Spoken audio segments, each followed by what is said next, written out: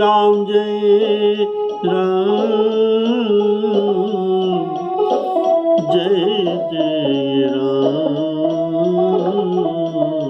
श्री राम जय राम, जय जय राम। आदरणीय सभी राम कथा के रसिक श्रोताओं को सादर सप्रेम राम राम कहकर आज के लंका कांड अंतर्गत वानर और राक्षसों का युद्ध का वर्णन करने जा रहा। बोलिए सियावर रामचंद्र की।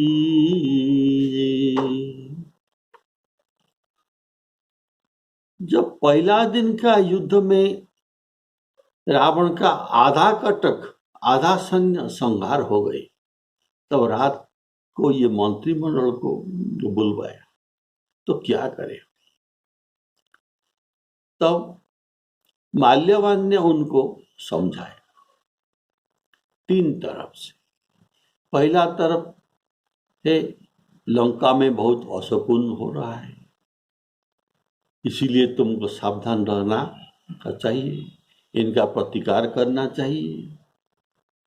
और अभी दूसरी प्रकार से उनको समझाता है कि रामचंद्र का, चंद्र जी का ये भगवानत्व का प्रतिपादन ये करते हैं और इनका अवतार का भाव ये बताते हैं। कहता है बलवान मधुकैटभ को और भाई सहित हिरण्यकशिपु की, अर्थात हिरण्यकशिपु के साथ हिरण्याक्ष की जिसने मारा, वही कोई साधारण मनुष्य नहीं, वही भगवान, वही दया सागर भगवान अब अवतार लिए हुए हैं।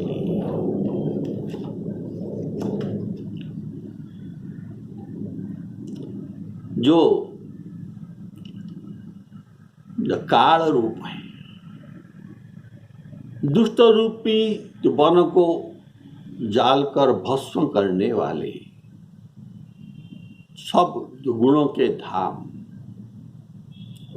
तथा पुण्य ज्ञान के स्वरूप है, और जिनको शिव जी और ब्रह्मा जी सेवा करते हैं उनसे क्या बैर करना।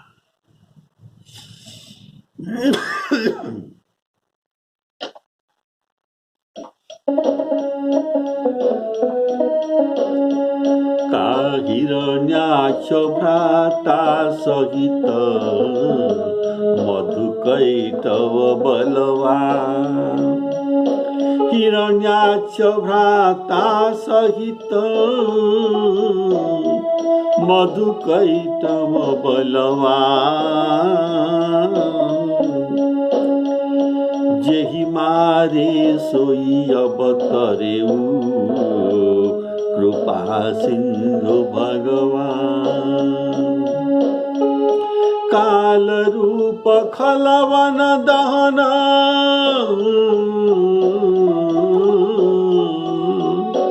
काल रूप खलवन दहन, गुणागार घन बोध, शिव बिरंची जेहि सेवही, तास कवन विरोध, तास कवन विरोध। माल्यवान रावण के नाना जो वृद्ध मंत्रीवर ये कहता है कि राम जी कृपा सिंधु भगवान, वे भक्तों के लिए अवतार लेते हैं, परित्राणाय साधुनां, साधुओं को परित्राण करने के लिए अवतार लेते हैं। कृपा सिंधु,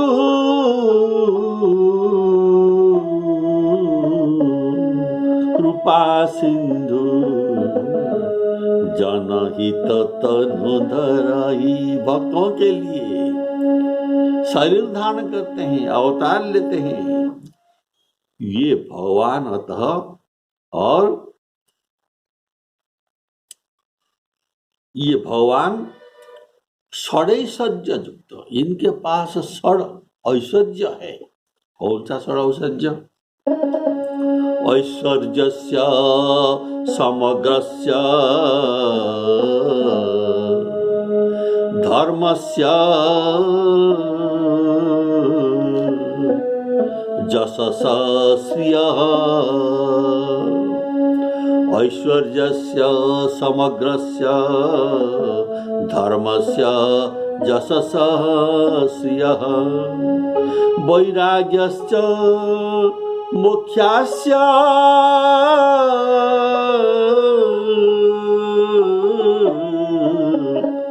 शृण्वां भव इति रणः। ये सब ऐश्वर्य, वैराग्य, मोक्ष, ऐश्वर्य, धर्म, यश, श्री, ये सब षड ऐश्वर्य। और इनका जो कार्य है, भगवान क्या करते हैं? उत्पत्तिं प्रलयं चैव भूतानां अगतिं गतिं। उत्पत्ति प्रलयं चैव भूतानां अगतिं गतिं। वेत्ति विद्यां अविद्यांश्च सवाचो भगवान इति। तो ये भगवान में क्या करते हैं, इस बारे में भी बताया। अर्थात उत्पत्ति, संहार और जीव की गति अगति, विद्या और अविद्या, ये सब जानने वाले वही भगवान है जो महारामायण में वर्णित है।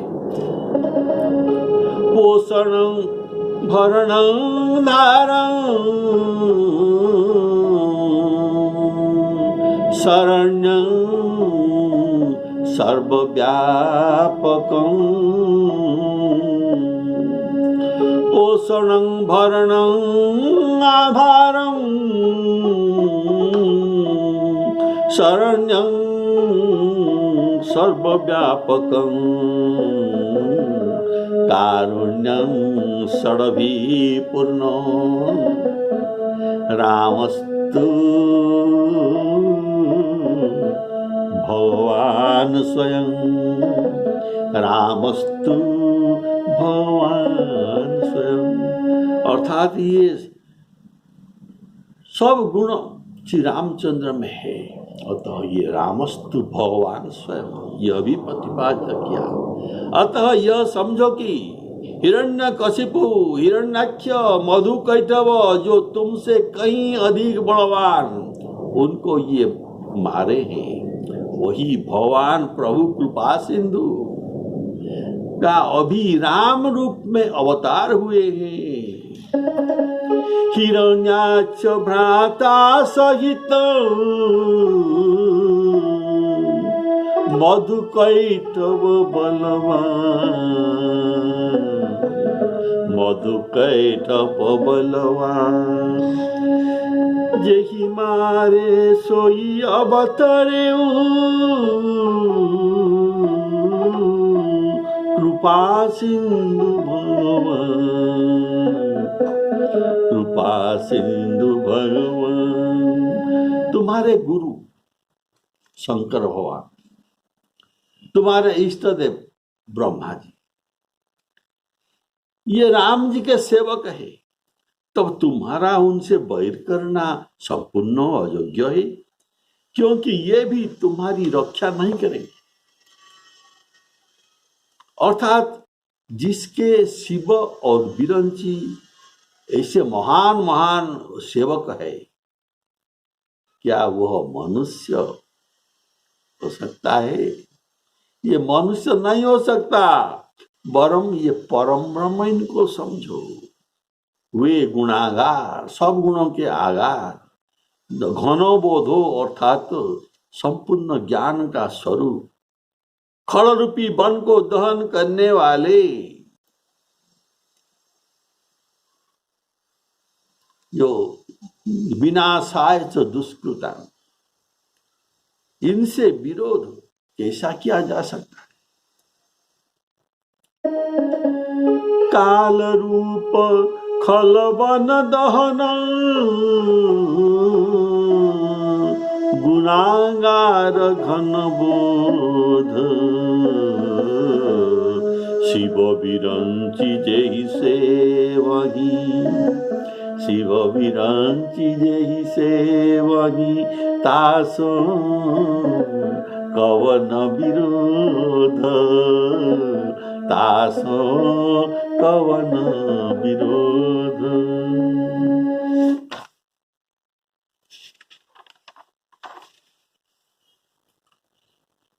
अतः अभी ये रामचंद्र जी का भगवत्ता का ये प्रतिपादन करने पर अभी इनको नौ भजन से क्या होता है, इसका परिणाम क्या होता है, इसके बारे में ये तीसरा ढंग से भी ये समझाता है। तो सुनिए, वैर छोड़कर वैदेही को राम जी को दे दो, और दया सागर परम स्नेही श्री रामचंद्र जी के भजन करो। उसके वचन उनको बाण समान लगा। माल्यवंत का वचन रावण को बाण समान लगा और कहा, तू बुढ़ा हो गया, नहीं तो तुझे मैं मार डालता। तुम यहां से काला मुंह करके निकल जा।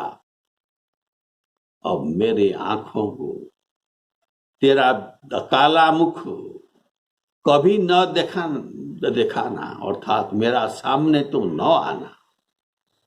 एवं आंख ऐसा एवं आंख घुरेर कर न बोलना। तो माल्यवान ने अपने मन में ऐसा अनुमान किया कि इसे कृपानिधान श्री रामचंद्र जी मारना ही चाहते हैं, इसलिए अच्छी बात इनको अच्छा नहीं लगता, बुरा लगता है।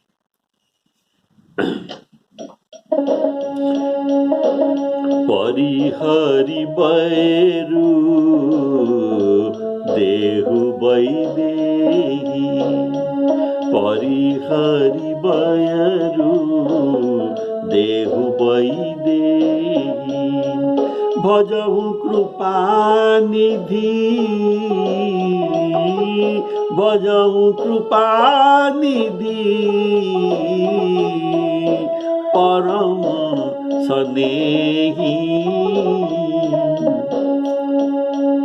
परिहरि बैरु देहु बैदेही। ताके वचन बाण सम लागे, करिया मुँह, करिया अर्थात मुँह को काला करके, करिया मुँह करी जाहु अभागे, बूढ़ भयसी नत मरते हूँ तोरी, अवजनी नयन देखावसी मोही, तेही अपने मन असनुमान, बध्य चहत एही कृपा निधान, बध्य चहत एही कृपा निधान। माल्यवंत कहता है, भजहु कृपा निधि परम सने, इसका भाव है जो आप सुने हैं। प्रणत पाल रघुनायक करुणा सिंधु खरारी, गए शरण प्रभु राखिए सब अपराध विसारी। एक ही जन्म में तुमने जितना पाप किया है ये कोई बड़ी बात नहीं, लेकिन श्री रामचंद्र जी का प्रतिज्ञा है कि मैं कोटि जन्म का पाप को मैं नष्ट कर सकता हूं। मैं नष्ट करता ऐसा बात नहीं, जब जीव मेरे सम्मुख आ जाता है ये अपने आप नष्ट हो जाते हैं ये सभी पाप, कोटि जन्म का पाप। सन्मुख होई जीव मोहि जबहि, जन्म कोटि अघ नासहि तवहि। ये सबके स्नेही है, जैसे सबके लिए प्राण अपना प्राण प्रिय होता है, लेकिन ये है प्राण के भी प्राण, जीव के भी ये जीवन, सुख के भी सुख। प्राण प्राण के जीव के जीव, सबके सुख धाम, सबके सुख धाम। अतः वे स्नेह करने योग्य ही है। अतः तुमको सलाह है क्या? परिहरि बैरू देहु वैदेही, भजहु कृपा निधि परम सनेही।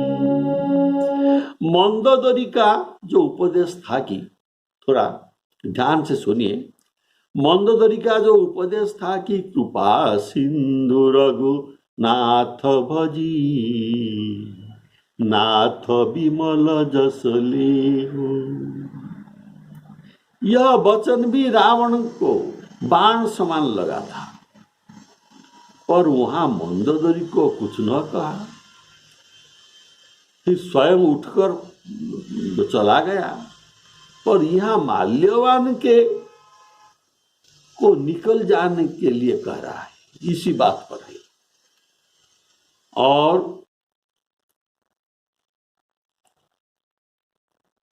उनको मार भी देता, और ये बूढ़ा लोग जानकर छोड़ दिया। इस प्रकार विभीषण भी जो कहा था क्या, परिहरि मान मोह मद भजहु कौशलाधीश। मंदोदरी ने जो भाव कहा था, जिस वाक्य का प्रयोग माल्यवंत ने भी वही किया था, और विभीषण ने भी वही वाक्य प्रयोग किया था। तो विभीषण कहा था परिहरि मान मोह मद भजहु कौशलाधीश। तब इनको निकाल दिया, इनको ऐसा कहकर निकाल दिया कि अरे तुम दोनों शत्रु का प्रशंसा कर रहे हो, कोई है इनको दूर कर दो। रिपुत करसा कहत सठ दो,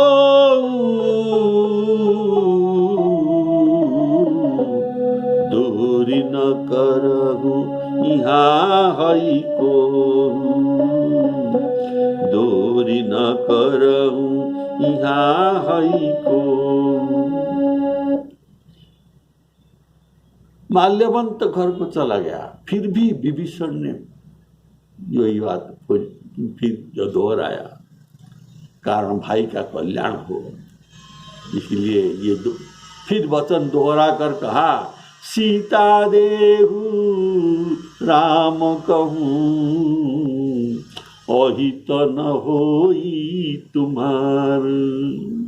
तब इस बात पर तब रावण ने उनको निकाल जाने का कहा और लात भी मारा।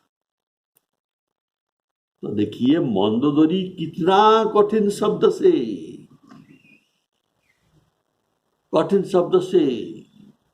शब्द रावण पर प्रयोग करता है उपदेश देने के लिए, फिर भी क्रोध न करके उसे उठाकर ये समझाता है। और भी एक बात देखिए, इनका अपना पुत्र ये जो प्रहस्त रावण के सभा में जाकर कहा, जिसने समुद्र को बांध करके यहाँ लंका में आया,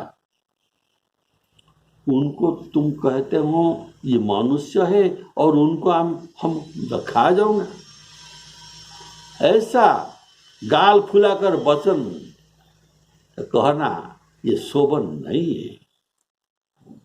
इसलिए पहले दूत को भेजिए और इनके साथ संधि करने का तो कहिए, उनको बताए कि हम सीता को वापस कर देते हैं और तुम यहाँ से लौट जाओ। यदि ये मान जाते हैं तो और हमको युद्ध करना नहीं पड़ेगा। शोभनु मनुजा खावह भाई, वचन कहूँ सब गाल फुलाई। और जो कहा, सीता देई करहु पुनि प्रीति, नारी पाई फिरी जाई जो तो न बढ़ाई अरारी। अगर नारी पाकर ये वापिस चल जाते तो युद्ध का कोई मतलब नहीं रह जाता, इसलिए युद्ध भी यहाँ बंद हो जाए। यह सुनकर कहा रावण, अरे तू एक पुत्र जो मेरा है, तू मेरा पुत्र नहीं है। मेरा पुत्र होते तो मेरे तरह ही कहता, तू बेनु मूल,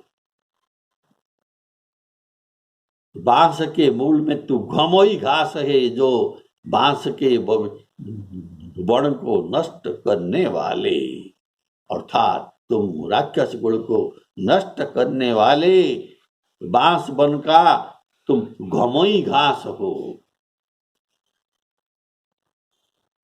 यह पुत्र है, नहीं तो उसे भी जो मारता और निकाल देता, ऐसा कहने। पर मंदोदरी इन सभी से कहीं अधिक कठोर वचन तो कहे, तब भी उनको रावण कुछ न कहा। इसमें कोई रहस्य अवश्य है। तो रहस्य क्या है सुनिए। एक प्रथम रहस्य यह है कि मंदोदरी ने जब जब कहा तब उनको बुलाकर एकांत में कहा, जो दूसरों ने उन्हें नहीं सुना, जिससे उनका गौरव नष्ट न हो और अभिमान को ठेस न पहुंचे। इसीलिए उनको एकांत में बुलाकर कहा। कारण रावण महाअभिमानी होने से ये दूसरे का उत्कर्ष अर्थात प्रशंसा को ये नहीं सह सकता।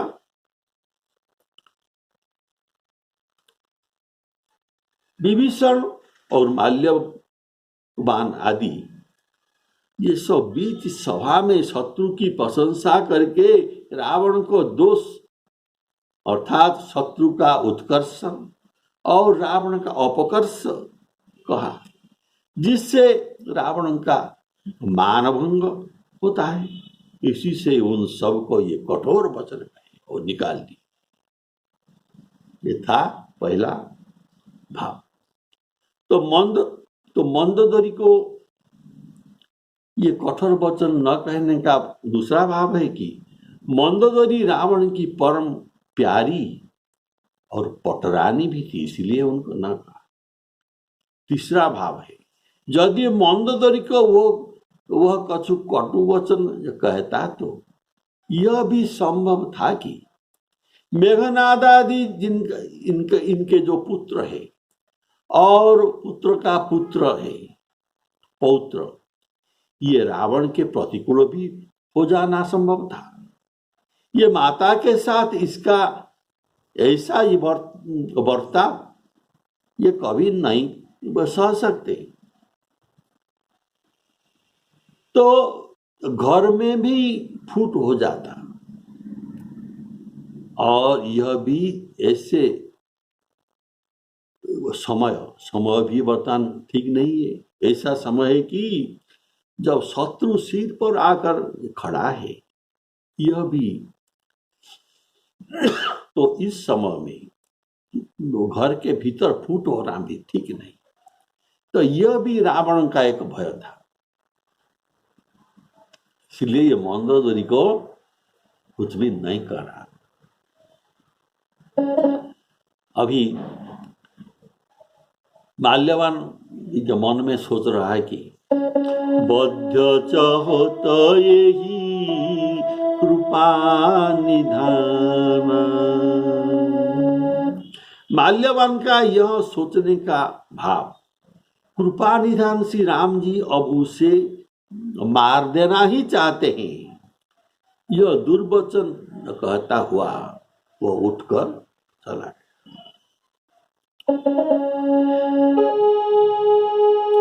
तेही अपने मन असनुमाना, बद्ध चाहत यही कृपा निधाना, बद्ध चाहत यही कृपा निधाना। रावण तो कह दिया कि तुम मुझे मुंह न दिखाना, नहीं तो मार ही डालूंगा। अतः अब आगे इसका सम्मुख माल्यवान आने का कोई प्रसंग कवि ने, हमारे पूज्य कवि जी ने भी नहीं किया। ये इनके सामने कभी नहीं आए। सो उठी गए कहत दुर्वाना, तब सकोप बोले घननाद। घननाद अर्थात इनके पुत्र मेघनाद। तो माल्यवान के प्रतिकूल वचन पर रावण का क्रोधाधीश हो जाने पर मेघनाद पिता के क्रोध को शांत करने के लिए मेघगर्जन समान गंभीर वचन कहा, और अभिमान पूर्वक भी कहा। क्या कहा? ये अपने बल को ये बखानने लगा।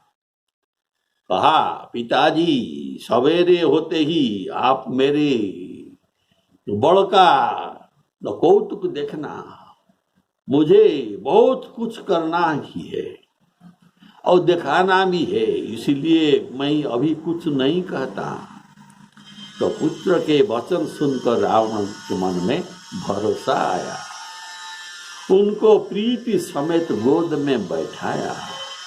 इस प्रकार विचार करते करते सवेरा हो गया।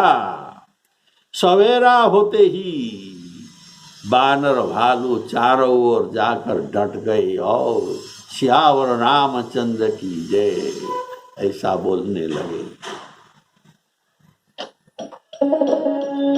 कौतुक प्रात देखी हूँ मोरा, करी हूँ बहुत कहूँ का थोरा। सुनी सुत बचन भरोसा, प्रीति समेत अंग बैठावा। करत विचार भयउ भिनुसार। भिनुसार प्रातः काल हो गया। करत विचार भयउ भिनुसार। लागे कपि पुनि चारि द्वारा। चारि द्वार पूर्व पश्चिम उत्तर दक्षिण चारों फाटक पर बानर घेर गए। तो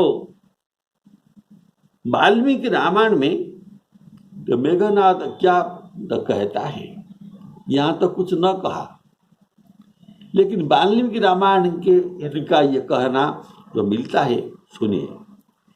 त्रिलोकनाथ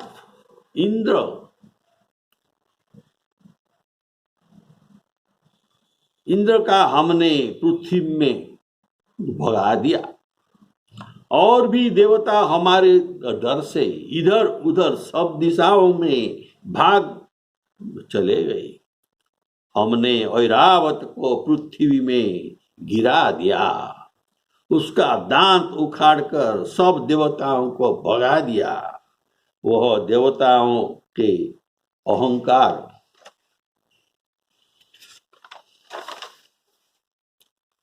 और दैत्य के शोक को हरने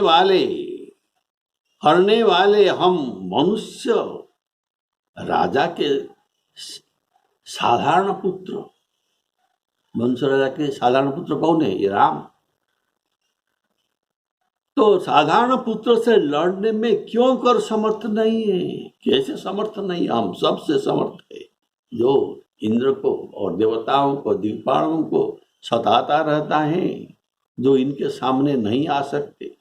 तो ये साधारण राजा के पुत्र का बात ही क्या है? कथं नरेंद्रात्मजयो हो। नरेंद्र राजा आत्मजयो हो, संतान पुत्र। कथं नरेंद्र आत्मजयो हो न सकतो। इनके साथ क्या हम समर्थ नहीं है? मनुष्यो हो प्राकृतयो हो सुवीर्यनांग। ये प्राकृत मनुष्य है, तो इनके लिए आपको कोई चिंता करना बात नहीं। तो बानरों ने कोप करके दुर्गम किले को घेर लिया, लंका का चार फाटक। नगर में भारी कोलाहल मच गया। अनेक प्रकार के हथियार धारण किए हुए निशाचर दौड़े और किले पर से पर्वत शिखर को गिराए बानरों के ऊपर। कोपी कपिन दुर्घट गढ़ घेरा। नगर कोलाहल भयउ घनेरा। विविधायुधधर निशाचर धाये। गढ़ते पर्वत शिखर ढाए। अर्थात देवताओं के लिए जो लंका दुर्गम है, उसे बानरों ने घेर लिया। जत सीमा नहीं लंघिता सुरग नहीं सा लंघिता बानरे ही। जिनको देवताओं ने लंघन नहीं कर सकते, बानरों ने लंघन किया। अगणित पर्वत शिखर ढाते हैं। अनेक प्रकार अगणित गोला बारूद चले। वज्रपात का सा शब्द उनमें होता है और ऐसे गरज रहे हैं मानो प्रलय काल के मेघ गरज रहे हो। भयंकर योद्धा बानर ये भिड़ते हैं।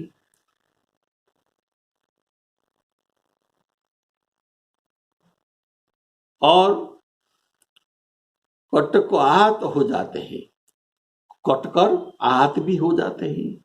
शरीर जर्जर होने पर भी ये लटपटाते नहीं, अर्थात हारते नहीं, हार मानते नहीं। तो पर्वतों को हाथ से पकड़कर उसे ये निशाचर बानरों पर फेंकते हैं। जो निशाचर जहां है और ये बानरों ने ये पर्वत को तो पकड़कर फिर उनके ऊपर मारते हैं। पकड़ा उसे बानर फिर लंका पर फेंकते हैं। जो निशाचर जहां है वहां ये मर भी जाते हैं। तो कानों से यह सुनकर कि गौड़ों बानरों ने फिर आकर गौड़ों को घेर लिया है, तो वीर मेघनाद किले पर से डंका बजाकर डंके की चोट के सामने ये चला। ढाहे महीधर शिखर कोटिन विधि विधि गोला चली। गहरात जिमि पविपात गर्जत जनु प्रलय के बादले। मर्कट विकट भट जुतट कट तन लटत तन जर जर भये। गही शैल तेहि गढ़ पर चला वही जहाँ सो तहाँ निशिचर है। मेघनाद सुनि श्रवण अस गढ़ पुनि छेकाई। उतर्यो वीर दुर्गति सन्मुख चल्यो बजाई।